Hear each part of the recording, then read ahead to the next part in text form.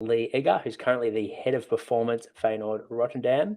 And we're going to be discussing a multifaceted approach to physical development as well as high performance in football. So athletes, parents of athletes, and of course, high performance staff, make sure to stick around. If you've got any questions for us, if you're tuning in live, hit us up on the comment section below.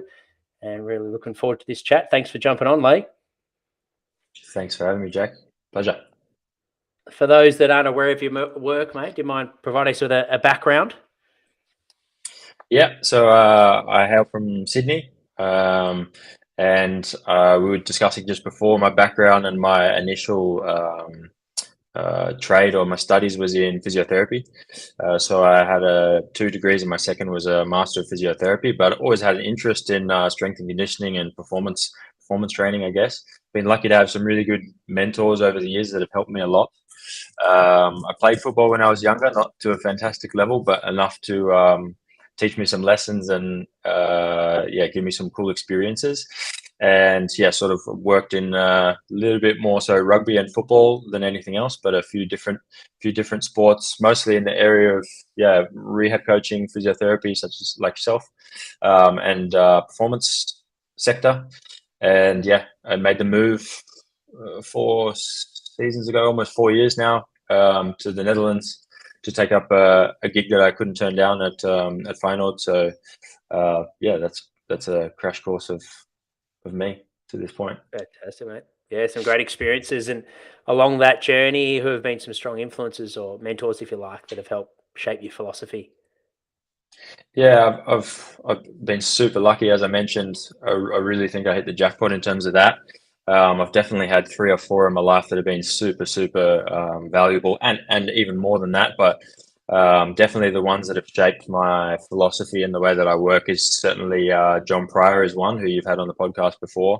Coached me since I was, I think, 12, 13 as a young, scrawny little footballer. So I've learned an enormous amount from him. Can't speak enough to that.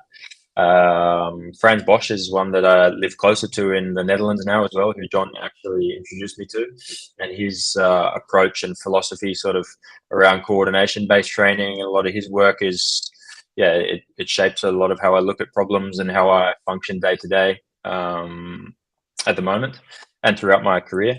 I was lucky to meet those 2 quite early on, so even through university studies, I sort of had this a different lens or a perspective to look at everything that you might be exposed to or pick up at university, and I think that really helped me. It wasn't like I sort of found them much later on, so I feel like I'm super lucky for that. And one other one I should mention is Pete Colagiri is a sports physiotherapist in Sydney. Peter, I should say, but also a fantastic guy, more from the medical side of things than the other 2, but his anatomy and biomechanical and pathological knowledge is second to none. Fantastic guy, and I learned so much from him. So there is more for sure that is starting to come to mind, but I would have to single out those as probably the big 3 influences in my career trajectory, but also in my skill sets and my knowledge base at the moment. How did you get in contact with John at the age of 12? Was that hooked up from your parents or soccer coach? It was pure coincidence, really. I think at the time John had just moved to Narrabeen, which is on the northern beaches of Sydney, and he'd opened up his own sort of studio gym. I think he was working with the Wallabies at the time, or something, or maybe it was Waratahs or something like that. But the gym was really close to Narrabeen Sports High School, where I went to school. I went to high school to go in the targeted sports program there as a footballer, and I was just technically quite good. Had some really good football coaching, and I just was lacking that speed sort of power edge even at a young age. That's what the coaches were telling me to work on. And so my mother and my father, but mostly my mother, sort of was asking around, who are the best people to go to for that. And one of the names that came up was John, and also his wife, Beck Pryor. And I trained with them too, and some other people at their gym from a really young age. And just got exposed to a lot of the types of work that JP, as he's known, that JP does. For many years. And then it got to a point where I was, okay, I'm going to start looking at university studies and stuff while I'm still playing football, and one of the people that I asked that the advice of was him. What should I do and where should I go? I want to do what you do, more or less. So yeah, they kind of just, I hit the jackpot, I guess, in terms of mentors, and it was Yeah. super lucky to have contact with somebody with that sort of experience and knowledge base from early on. Yeah, that's amazing. Yeah, meant to be. And what about looking over your career? What have been some highlights that sort of spring front of mind that you're proud of? Oh, I've just had one recently. So we've just become the champions of the Eredivisie, which is the Dutch top flight. I So saw that's that. definitely one. Congratulations. Thank Yeah, you. That's fantastic. definitely one. I didn't mean to bring it up, but since you asked, Yeah. that's definitely one of them. When I was a player, we won a competition in Sydney, New South Wales, more or less, the NPL title. That was like a really big achievement, a fond moment looking back on. And also, I got the chance to work with John and a few other really interesting, people and operators with Fiji Rugby in the build up to the 2019 Rugby World Cup. And that was just a fantastic experience in itself in terms of different cultures, travel, different athletes, different sport for me. I remember we played, I think it was like an exhibition match or some sort of qualifying game. Can't really remember, in Stade de France in Paris, and Fiji beat France, and it was a really special moment. So yeah, those are the ones that pop out to me more or less. I'm sure there's more, but yeah. Yeah, some great highlights there. Thanks for sharing. And on the flip side, obviously, with elite sport comes pressure. What have been some sort of significant challenges that you faced, and how did you sort of grow as from a practitioner point of view?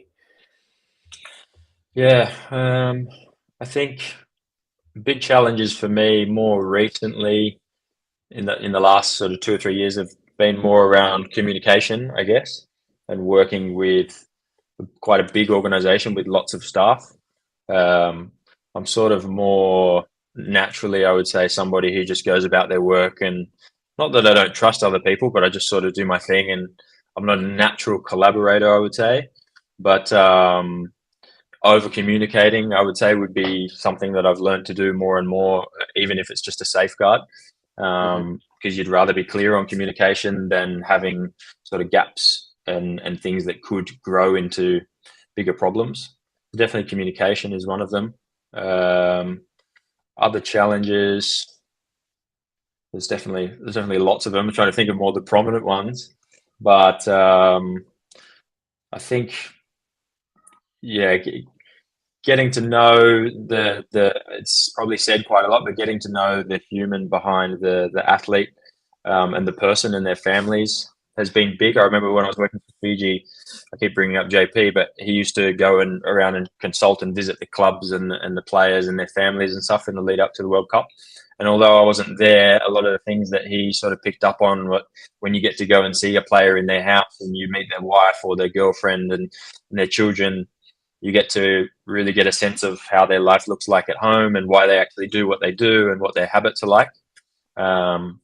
And I remember he told me also after that if you can make a difference to somebody's career in that sense and give them the tools to then go on and make a couple of $1 million over the course of a career, and they can feed their families, and have a really nice life, that's potentially more valuable or of more value to me than winning trophies and stuff. So I really enjoy that aspect of it, and having good connections with players. Not going too far that you're too friendly with them, because then it's a bit harder to push them to dark places. But making connections that you can keep. I've also met some players in Europe that I'll have connections and friendships with for life. So I think that's really rewarding. Absolutely. So, well, we better dive into the key topic, mate, the multifaceted approach to performance and play development. I guess we'll kick it off with what makes Feyenoord sort of unique in this space, because, like we mentioned off air, that um, I think probably most elite clubs try and be multifaceted, have that approach. Yeah, what do you think makes Feyenoord sort of unique in this space?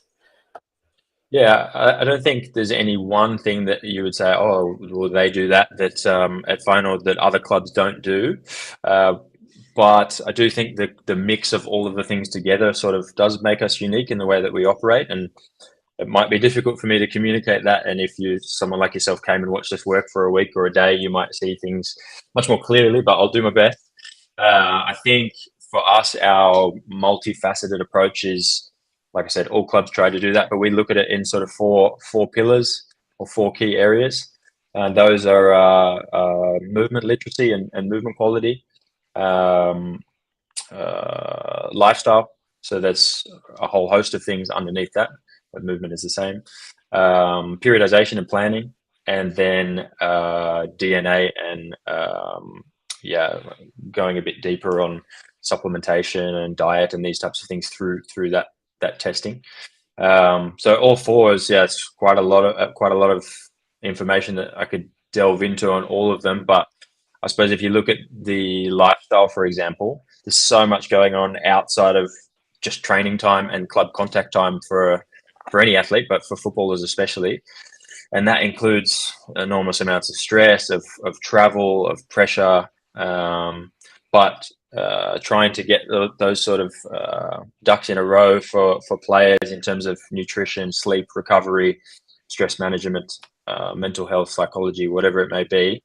It's not that we have one cookie cutter approach that we get a new player and you sign for us, Jack, and it's like, okay, Jack, you're in our program, you've got to do this. We're very heavy on individualization of almost everything, but those are our key sort of pillars or cornerstones of our training system, training philosophy. And from a sort of actions approach, is that something that is up on the walls? Are the players living those pillars, or is that more just for the high performance staff to refer to when you're going about your planning and reviewing things? I don't think the players would be able to explain the pillars to you in terms of that specific arrangement, but I think they would be able to tell you from A to Z what type of things they're engaging in from week to week, day to day, season to season. I don't think it's super important for them to know the specific structure of it, or that they're doing something that's related to lifestyle, or that we're periodizing or we're planning these sessions at this time for them. But I do think it's important that an athlete can ask, why are we doing this? That they can answer that question also if I were to ask them. But if someone like yourself asked a player of mine, that they can ask you, or they can ask me, why am I doing this? You can ask them and they can give you a clear answer. Hopefully we've explained it to them, because that gives them then the sort of not necessary explanation, but the reason to go all out and to go full throttle in it. And that's really what we ask from them. So it is built into the culture, but it's not written on the walls per se, like you said. Yeah, that makes sense. And the DNA one, so is that specific to a younger group of players, or is that relevant for all players? Like, what does DNA sort of mean? So I hope I don't step on the toes of our consultant that we use for this project, which is a Belgian lady. She's fantastic and she knows way more than I do, and she's upskilled my colleague and I on this quite a lot. But I apologize if I mistread in explaining it a little bit. But basically, we have for all our squad players the option, and we have done this past season, testing of DNA, so saliva, sweat, urine, stool, blood also if it's necessary, and from that we get DNA testing results and stomach microbiome testing results to explain a little bit about what's going on in their system. The microbiome one from the stomach gut health point of view is one that we've done with everyone that's come in and out. The DNA one we've done with a bit less, not the entire squad, because it's a bit more time consuming. But from that, it's sort of like she explains it as in taking an inner selfie of the body. So a selfie from within inside. You can sort of, the way we explain it to players a little bit is, you can imagine, Jack, if you're eating your pre-match meal every single time is, half a kilo of pasta and all this type of stuff, and then you're taking your protein shake after every strength session. Sometimes you have stuff going on in your stomach and in your gut that doesn't allow the absorption of nutrients to be then delivered to your muscles. And if you're eating carbohydrates, but your system's not very adept at digesting and moving that sort of energy around your body, that might just sit in the lining of your stomach and then comes out in your stool sort of wasted. So I kind of, someone like me will explain sort of things about efficiency of movement and why that's important in training. But I think also if you look at the efficiency of the digestive system and your supplementation and stuff like that, it could be a massive limiting factor. So we've tried to breach that space a little bit in the past 2 seasons, and we've had some pretty promising outcomes with the players as well. I feel like it's something that might be, within 5 or 10 years, might be in every single club. In fact, I'd probably bank on it, but it's obviously a bit of a growing space and a growing science. Yeah, and I guess what you need to have an element of, or especially for elite athletes, it can be quite motivating when they've got some feedback that's quite scientific and real, and like you said, individual to them. Do you find that by simply measuring those that in detail, that testing, they're more motivated to get quality sleep, eat healthy, and recover well? Have you noticed changes in actions in that space? In some, yes. I'd be lying to you if I said all 30 players are like, yeah, let's go, I'm going to sleep, from reading their profile. You get sort of like a KPI, like a sheet that says these are my all of my tendencies of my body. So like I said, sleep, am I AM or PM, am I caffeine intolerant, am I lactose intolerant, gluten, carbohydrate sensitivity, blah, blah, blah. All of these things that goes on. Am I endurance type in terms of training? Am I responsive to strength training, blah, blah, blah. And it's a lot to take in. There's a lot to take in for me. And I've been fascinated by the stuff for years and I've studied in that area. But you can imagine also for a player, sometimes it might be a bit overwhelming. I think the most important thing is from that analysis, you're then able to make individualized, tailored supplements. So it could be your post-training shake or something that you take pre-game or at halftime that is then related back to the findings of your individual report. And I think the most important thing, which we've had, I would say 90% success on, is that the players understand, again, the why. Like, why am I taking this? Well, we've found that you're not able to digest this. And if you take this, it will help you a little bit when you're getting ready to engage in intense exercise, like in a game. And they say, okay, I understand that, I'm going to take it. So it can be a powerful motivator, but at the end of the day, I think it's also the manner of delivery. So it's up to myself and my colleague, Ruben Peters, that I work with. He's the other head of performance at Feyenoord.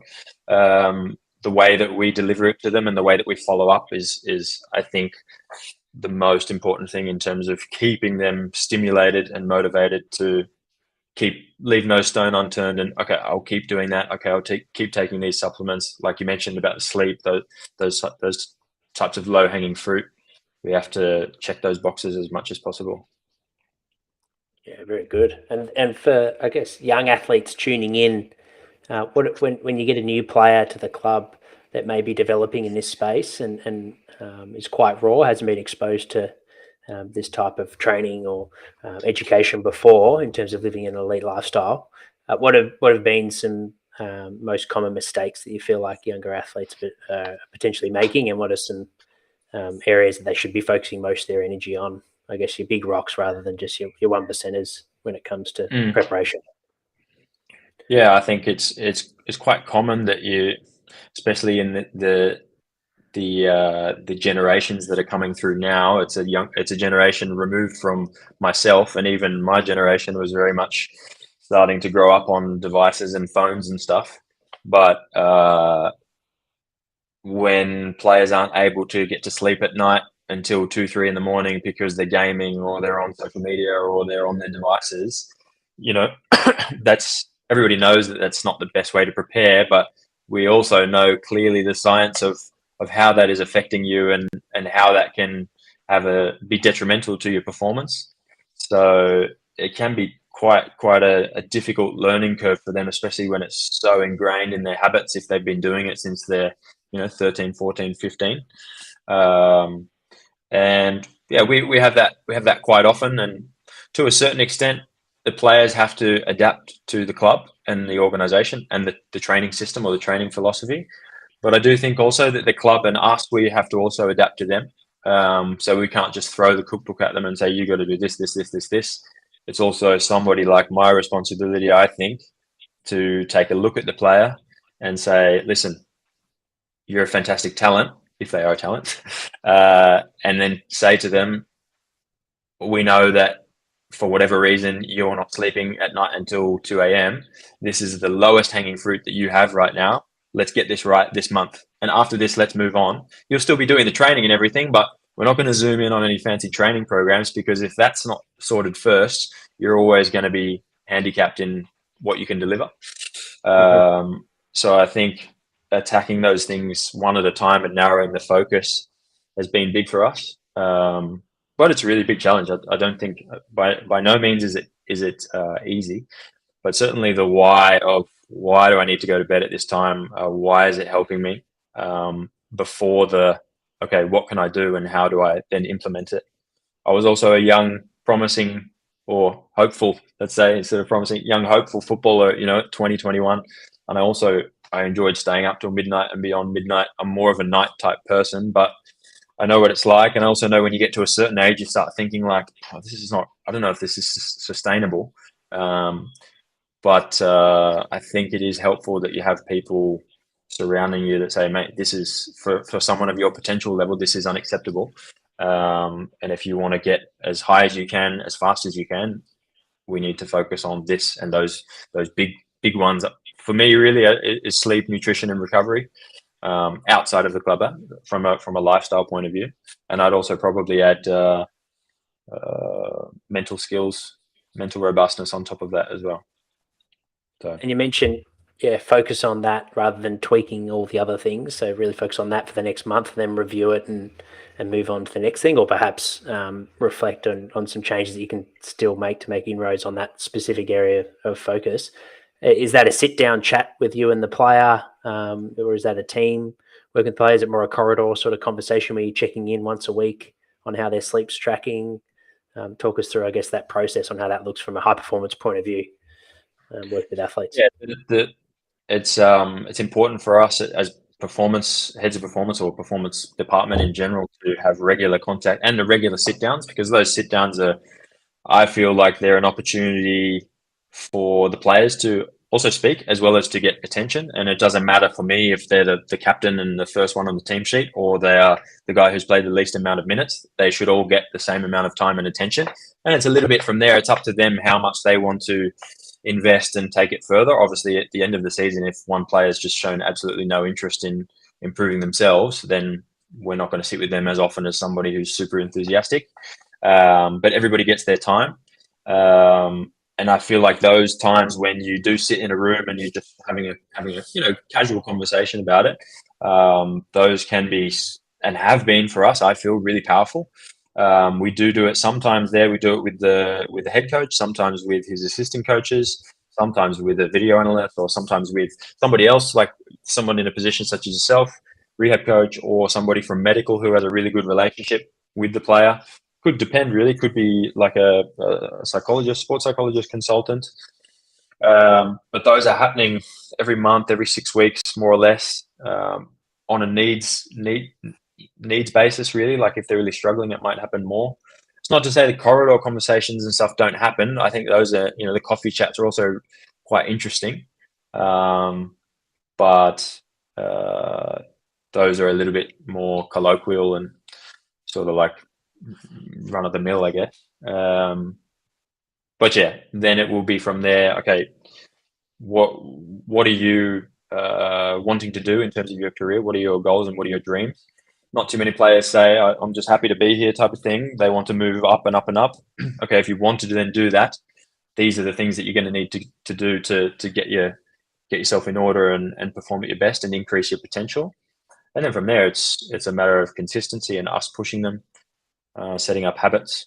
And those meetings are good little feedback points, I feel, because if we have a meeting, you're a hypothetical player, Jack, and we have a meeting and we have some action points at the end of the meeting discussion, and then you go and train 4 weeks, but we've not seen anything as far as those action points from that meeting in your behavior, then we'll just sit down again as soon as possible and say, listen, mate, here's this sheet. You've told us you wanted to do this. We've agreed and you've committed per se to be doing this for a month, and you've done nothing, or not enough. Where are we at with this? And then it's surprising what sometimes players say to you, I feel, when they're given that opportunity, because also, yourself, being an athlete or, as a player, you're not always, as a young man, confident enough to go to the head coach and say, Coach, I'm not happy with this. Why aren't I playing? Or can you tell me what I need to get better or whatever? It takes quite a mature person to do that. And sometimes meeting them or beating them to the punch or going to them and having them, they have to come initially. It opens up space for them to say, well, actually, I feel this way and I feel this way. And sometimes you're pleasantly or unpleasantly surprised, but there's things that you can take action on then that are really crucial in making behavior changes or on-field changes. So I find that space. I really enjoy it. I really enjoyed doing that. And for you, Leigh, where did the multifaceted approach really start to ring home on how important it is from a high performance point of view? Is it something that's evolved over time? Is it something JP instilled you from a young age? Is it something, being a footballer yourself, you've sort of been around it? Or has there been moments where you've sort of seen the contrast when it's not been done well and you've seen the negative effects of that compared to when it is done well? Talk us through, I guess, your journey from that point Yeah, of I view. think a bit of both. Someone like JP's teachings to me was very, very broad in scope, as in nutrition, hydration, recovery, all the things that I do now. A lot of it has been shaped by the exposure I got from two things from JP. But also there is those, when I moved to Europe and saw sort of elite football over there and the things that were happening, there were experiences that made me realize personally, and I'm sure the staff that I was working with, like, yeah, okay, this is actually really low hanging fruit, because we can't, for example, our players, we have one of the best stadiums. No, we have the best stadium in the Netherlands, and they play in front of 50,000 plus people every single week, sometimes twice per week. And that's stressful. It doesn't matter how experienced you are. They all get nerves. I know they do, and that's normal. But when you're coping with that each week, and sometimes things don't always go to plan or things aren't always perfect, you have to have, I feel, tools and ways to cope with that stress, but to bounce back from setbacks. So we've had consultants come into the club who work in the space of mental health, well-being, or performance psychology, or in different areas. Not one guy that's in all of those areas, but having those types of things add value to the players, but also upskill us as a staff in that area to then continue on working with the players in that space. That's definitely been big. And there's the example that you mentioned of sleep. There's been really poor examples of lack of sleep or poor quality sleep or inability to demonstrate knowledge of the why, or knowledge of what is good sleep and why I need to get it, or how do I get it. So a little bit of both, I would say. Yeah. And that's interesting. They're bringing in consultants to not only work with the players, but also staff. How have you found that has influenced sort of your way of coaching? Is it from a communication point of view? Is it just education and having tools to be able to educate athletes and do presentations? There's a little bit of both. Talk us through that, how it's influenced your coaching style or management style. The consultants, what they bring to us. Yep. Yeah. Again, that's something that from someone like JP, who worked with people like Eddie Jones. I've never met Eddie Jones, but I never worked with him. But if you read someone like Eddie's book, or you watch an interview or a podcast with him, you hear how fanatically obsessed he is with rugby, and with not just rugby, but coaching, and teaching as sort of like a version of coaching, and getting better constantly every opportunity he gets. And I sort of, as a younger coach a few years back, was like, I need to do that as well, constantly learning. So I'm super enthusiastic about getting good quality consultants in. And definitely it's adding things into your day-to-day coaching. I know we've had one consultant from the UK, a sports psychologist. He's been fantastic. And some of the things, just little tiny things that he's mentioned to me, I've straight up said to him, can you watch this strength session? Can you watch this field session? and then afterwards saying, can you give me some brutal feedback? And just the little things that he would say to me. For example, if you're speaking with a group of 25 guys, when you start something up, bring them in as close as possible so that you can maintain eye contact, that your communication can be really clear. You can look all of them in the eye, and then you can break off. It's almost like that huddle formation, if you want, is almost like a gathering of, all right, we're going to do this together now. This session is really important that we all do it together rather than a bit scattered. That's just one small example, but little things like that have been great for me personally. But I also know that some of the stuff that we've been brought in as a staff group has more been valuable for us to use as a staff, as a collective. So not just one person doing it, but the coaches speak a similar new language, so to speak, as the players do and that we do in terms of, again, sports psychology or something to do with something technical in football. So that's also a really exciting thing, because in that space you can be constantly upskilling and learning. And for me, that's one of the really exciting things in our type of jobs, is that when you get something new where you're like, this is fascinating. Is it backed by science? Is it backed by experience? When I try it, does it work for me? And then tweaking, how can I make it work better, or does it not work at all? Discard it. But again, super interesting.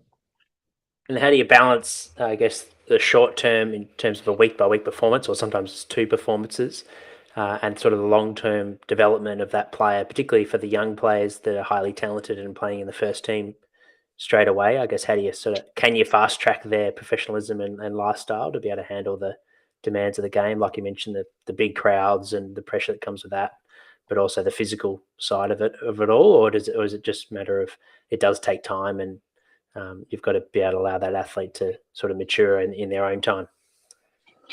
I think it definitely takes time. How much time is the question? It's a little bit like if you're rehabilitating someone that's got an ACL. ACLs, some people will say it's going to be 12 months, but it's not the time. It's criteria based on how thorough you want to work and check boxes to then compress that time. I look at it as very much the same way. It does take a certain amount of time. It's not going to happen overnight, but the question is it going to take 3 seasons, or is it going to take 3 months or 6 months? I've seen both happen, and I've seen some really, really well executed cross-department acceleration plans deployed for specific players. So I know that it can work from experience. It takes a hell of a lot of commitment from the player and a hell of a lot of resiliency, as in like just putting yourself through training, through extra things. But it can work, and it can work quite fast. We've had one player I can think of in particular who's come from a different part of the world completely, really, really, excuse me, really, really out of shape in many facets of the game, and being able to turn around really fast after a World Cup break this season, so sort of like a second preseason, and just start performing on fire game in, game out. So it is possible. And of course you have like you mentioned, the short term sort of, are we winning games? That's always tricky, because in my type of role, and also in the coach's role, the MO is to win games. But I do also think it's to develop players. I like to think that's a really important part of my job as well. And like I alluded to before, really rewarding. Obviously, when things are going bad, it's not a good thing. Like, it's not a nice feeling. That's also the same for the players. But if you lose games, if you get dropped from the squad, if you can't get into the squad, all of those things are setbacks and disappointments. And I like to think that with some players, we've been able to sort of teach them that those things are going to happen in your career, whether you're 19 or you're 26 or you're 31. It's how you cope with them and how you deal with them and what your reaction is to that situation that will help you in the long term. And we try to always say to the players, your career is like a marathon. It's not a sprint. And you'll be feeling good at some parts of your marathon, and you want to always finish strong and be happy with it at the end. But it's such a long race. So when you get disappointed 20, 21-year-olds players, we want to give them the skills as best as possible. Sort of from areas of like stoicism and stuff like this, where you look at the obstacle as a as a way forward to progress. I actually just, funny I say that now, actually, that's probably why it's in my head. We got a really bad injury, a rec fem rupture, who had to have surgery. And he's a lovely fella and he works really hard. He's got a good attitude.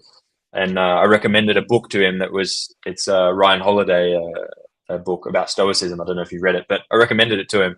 And he went away and he came back a day later and he said, I listened to that book and I listened to an hour already and I love it. So it's probably a good example of someone who's willing to take action on the sort of invitations that we provide to them on upskilling themselves.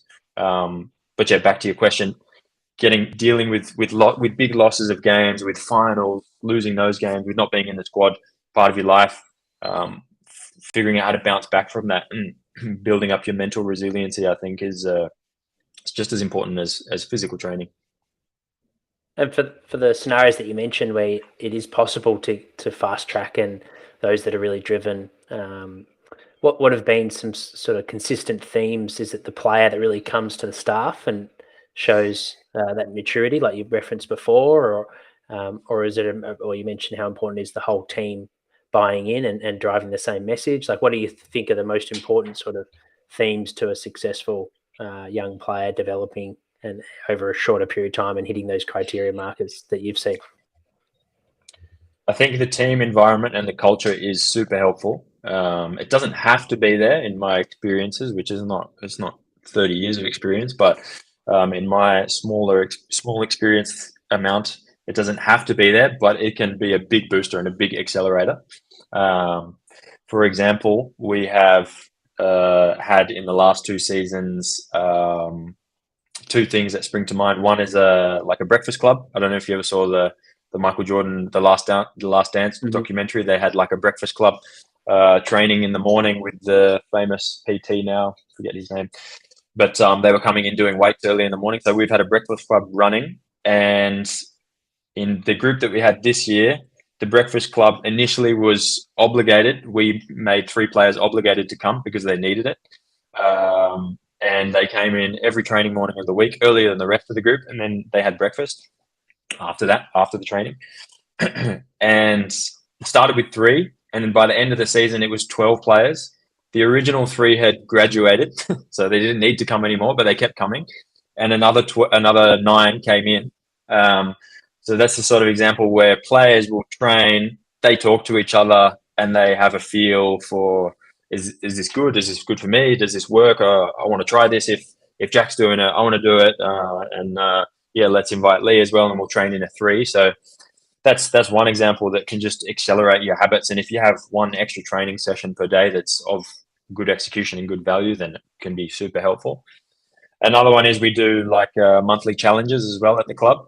And it could be a different challenge each month. It could be lifestyle related. It could be anything. We've done challenges where they have to jump in sort of 8-degree ice when they arrive in the morning, like fully jump in and jump out. That's all they have to do every single day that they report. We've done challenges with like trying to have no processed sugar in their diet. And then the last one of the last month this season was not anything to do with myself or Ruben, who were sort of curating the challenges before, but one group had this 100 push-up per day challenge, but it just organically sort of grew from the playing group. So that's another thing where, like, when you have those types of things happening, that's been sort of an idea spawned out of 3 or 4 players, and then you end up with 10 guys doing it. Of course, you don't want them just doing bicep curls all day long, but it was a nice example of something that they came up with. Then that can help the acceleration of a young player's or any player's sort of growth throughout a season, or getting their form up really quickly, for sure.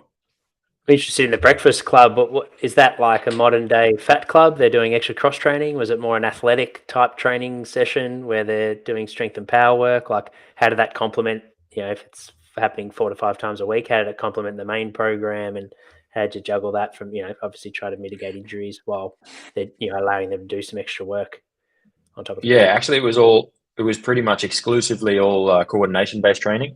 So the players all we're really big on individualization of everything, but especially their training plans. So we have an app that we use. Each player has their individual page on the app, which could have anything on it. It could have nutrition tips, sleep tips, or whatever. But when it comes to their training material, it will then have different types of sessions. And if they have like a coordination-based session, they'll have like a little mini library of things that are important to them. So some guys who can't break and suck at decelerating, that's a lot of their stuff that they have to microdose throughout the week.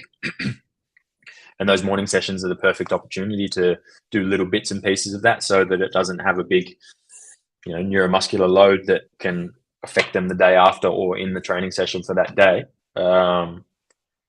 That's mostly what that breakfast club was. I remember in Fiji, there was also like a group of guys came into camp overweight. So there was like a fat club in the morning, but it was much earlier and it was much more ruthless training than what we have.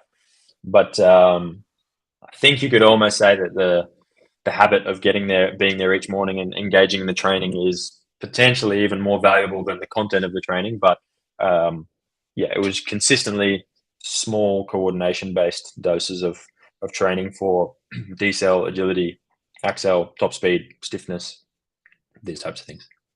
Fantastic. And obviously the players, just in terms of growth of numbers and then also sticking around when they didn't have to do it anymore, is a good sign that they're obviously benefiting from it. Were they finding, for those that haven't done that coordinative base movement, you alluded to Franz Bosch sort of influence before, what were some key things that the players were saying that they felt it helped them with in terms of their performance on the field? Yeah, I think that for that style and that coordination based training, it's a tricky space because it's not like you have the feeling at the end of a session that like you're completely dead. And some players more or less want that, like they feel like they've sweated a liter of sweat out and that they're that they've squatted so heavy and they've got muscle pain that needs to be good for them. With this, you don't really have that so much, and it takes time. But in my experiences of training myself, it takes sort of 3 or 4 weeks, and then you're just starting to feel that extra bit of sharpness in whatever it is that you're working on. Not to mention the effect it has on your robustness and the resilience in your body and your tissues. So you just feel like you have less niggles, tightness, aches, pains, in my experiences, also with players. So it's not that they say like, oh, I've been doing this for 2 weeks and I feel so fast. It's more that it's subtle. But if you ask the players, I think now at the end of the season, after 3 months of Breakfast Club or the coordination-based training, they would say like, listen, I've been fit all season round virtually. I feel light, I feel fast, but I also feel strong. I feel efficient. That's a little bit more the reporting that you get. But I must say also that sort of the Bosch style and coordination based training for us is largely the foundation of our the foundation of our training philosophy. Bit different to AFL and rugby, obviously, in that there's not a big need for a huge sort of protective structural morphology with the contacts of rugby and stuff. So when we're not engaging in tons of traditional strength anyway. Mm-hmm. So they're kind of used to it.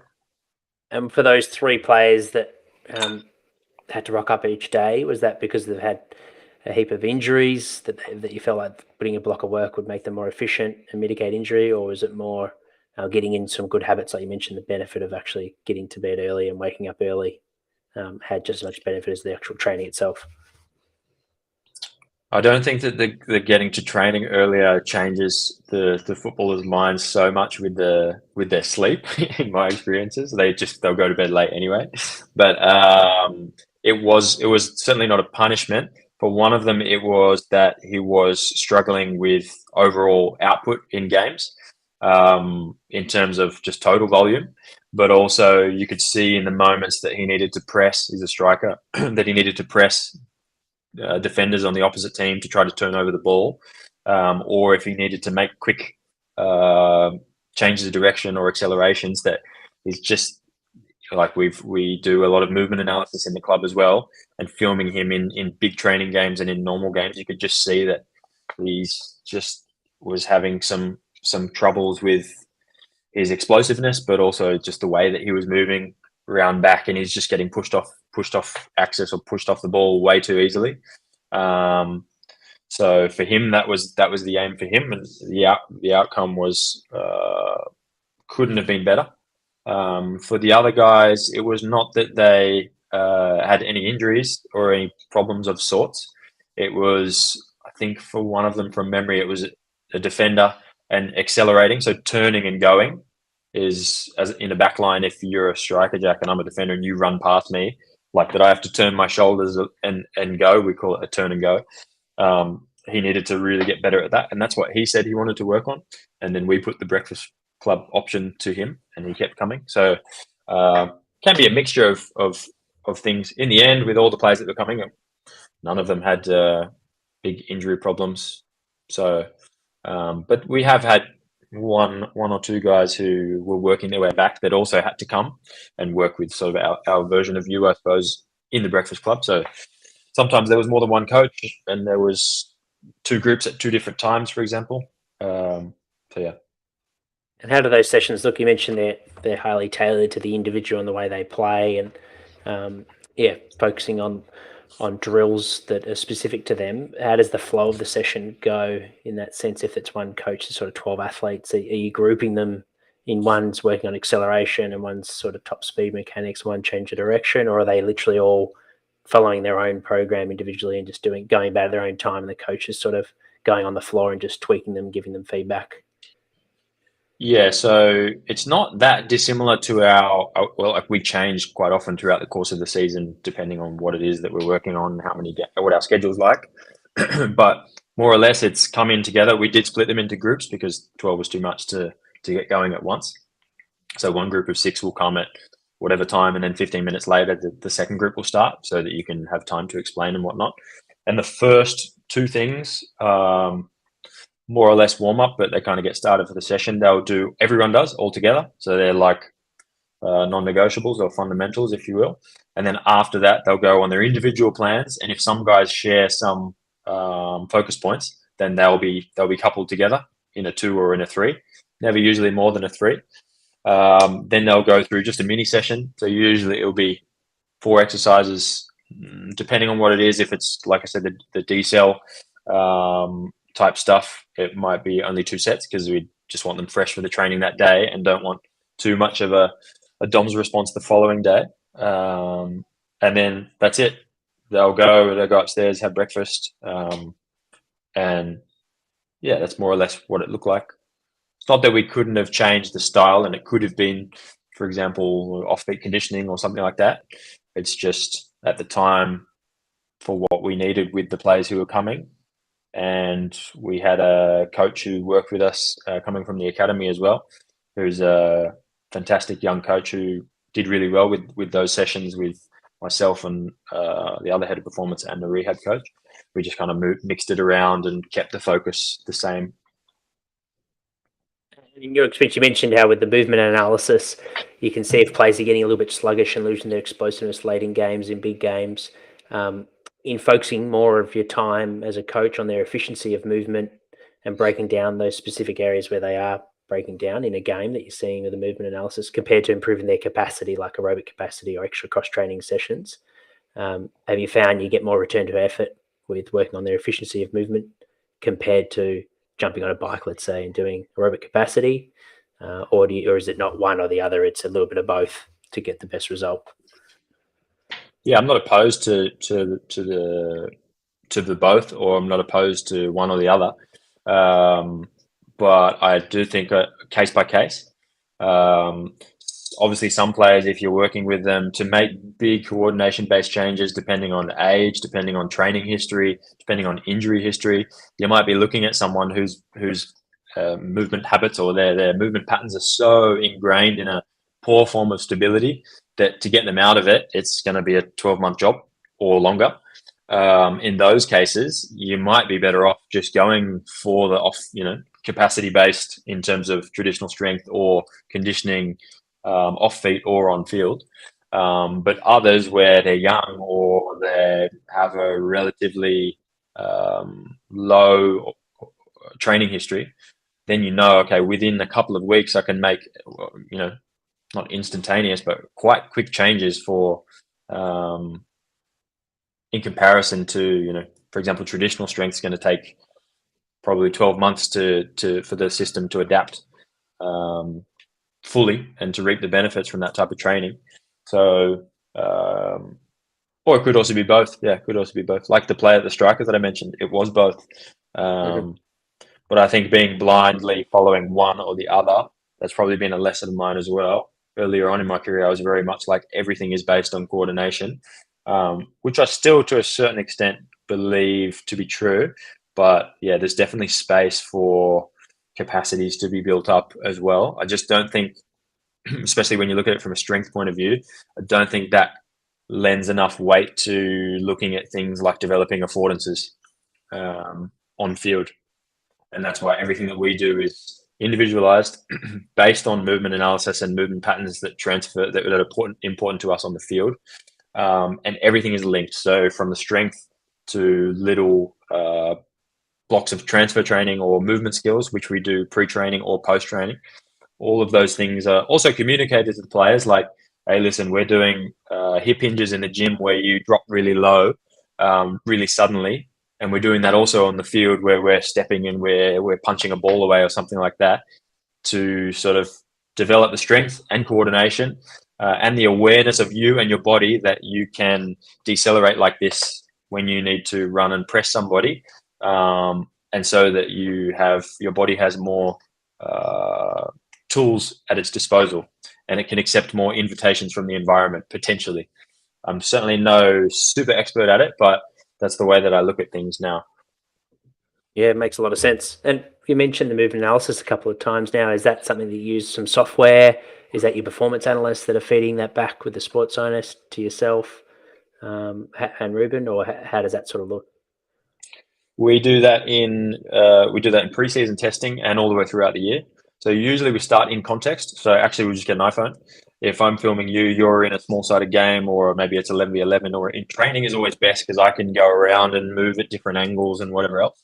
And I'll just follow you on Zoom. Like iPhone Zoom cameras are fantastic these days. Follow you on Zoom, but the most high-intensity periods in your 5 minutes or whatever it is. It's a little bit painstaking finding those moments. But when you do find them, looking at them afterwards, the process is subjective at the moment in terms of the in-context analysis, but making little notes on more things that if people want to know about it, looking at the work of Franz and reading his books and his texts and his courses is really interesting. So finding out what are stable attractors or really important movement patterns that we want to see when I'm running at top speed. And then saying, okay, that's not there. We have to develop that as much as possible. And then we'll have diaries, movement analysis diaries, where if you're my player, Jack, and I'm showing this to you, you've got a strip of clips from a training session in, what are we now, June? Then you have another one in August. It's underneath it. And all of these have notes. So you can look throughout the season like, okay, how is your movement and your movement literacy evolving over the course of a season? And then if a player is there for a few years over the course of your career. And that changes constantly depending on your capacities that you develop, your injuries that you acquire. So it's really interesting when you get into it. It has its limitations because it is quite subjective and it's done almost exclusively for us by one or two people in the club. But we are also starting to work with some people that JP has put me in contact with, ViewMotion, who are also getting into that space of automated video analysis. But at the moment, that's not in context. That's only for sprint, acceleration, 505 tests. So it's somewhat more sterile environment, as in you're just running a pre-planned route, which I think also has its limits. But the fact that it's automated is awesome. And for the most part, if you accelerate 10 meters all out, and then you compare that to the accelerations in a game, the things that you show and you don't show in that acceleration run will more often than not pop up in the game as well. So we do both. Yeah, makes sense. The view, and then from there, construct the training programs. Sorry, just wanted to add that. Yeah, that's fantastic. We'll start to wrap up the show, mate, but is there anything on a multifaceted approach that we haven't sort of touched on that you'd like to share before we do? I don't think so, mate. I can't really remember how we started, to be honest. But we dived into it pretty deep then. Yeah, we did. It's been great, mate. Well, moving into the last few, have you got pet peeves, mate? Anything in the industry or in your work life that sort of fires you up, makes you angry? I think not that makes me angry. Obviously, I'm human. I get disappointed and I get frustrated. Probably one thing is like I like to be in the mud with the pigs, like doing the training and getting stuck into the work. I get energy from that. That's what drives me. So being in meetings, sometimes one after another, or being in meetings for the sake of meetings with no actionable points at the end of it, can frustrate me. So yeah, probably in the future, I'll like to look at getting a consultant to upskill me, and not saying that my staff aren't good at meetings. The staff that I work with are fantastic, but somebody who can be like, all right, this is how we do it at Google or Facebook or whatever. Meeting has to be 15 minutes. It has to be standing up, because otherwise, if you just sit down, then you just sit for 45 minutes, or let's put a timer on the clock. And once 15 minutes is up, if we haven't got actionable points, this meeting was cancelled or was a waste of time. But yeah, being efficient with your time is important. And sometimes I'm just like meeting after meeting after meeting. So yeah, we'll go with that one. That'll resonate with the listeners, no doubt. What about favourite way to spend your day off? Ooh, day off.